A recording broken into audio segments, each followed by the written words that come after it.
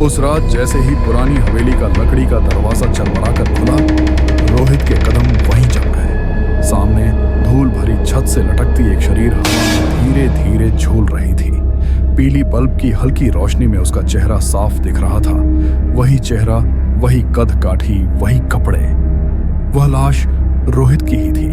हवेली के अंदर अचानक ठंड और सन्नाटा इतना गहरा हो गया कि उसकी सांसें खुद उसे सुनाई देने लगी।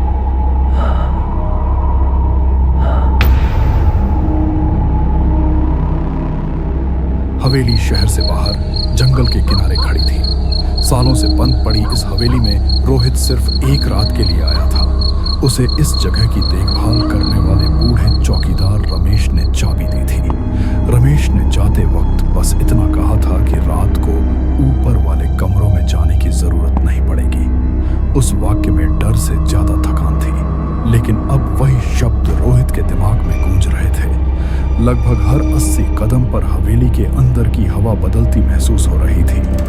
कभी ऐसा लगता जैसे किसी ने पीछे से छू लिया हो, कभी छत पर चलने की हल्की आवाजें आती थीं।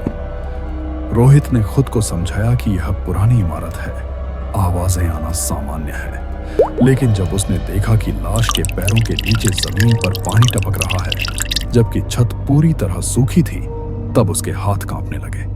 धीरे धीरे उसे याद आया कि गांव में लोग इस हवेली को आखिरी रात वाली हवेली कहते थे।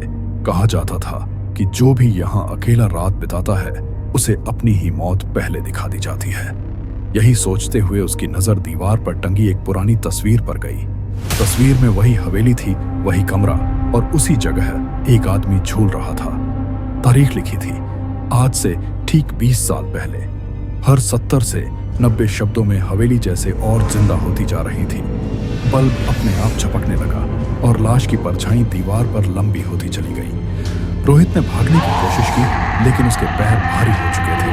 तभी उसे एहसास हुआ कि लाश की आंखें बंद नहीं थी, वे उसे देख रही थी। सुबह जब सूरज निकला, रमेश हवेली के अंदर आया।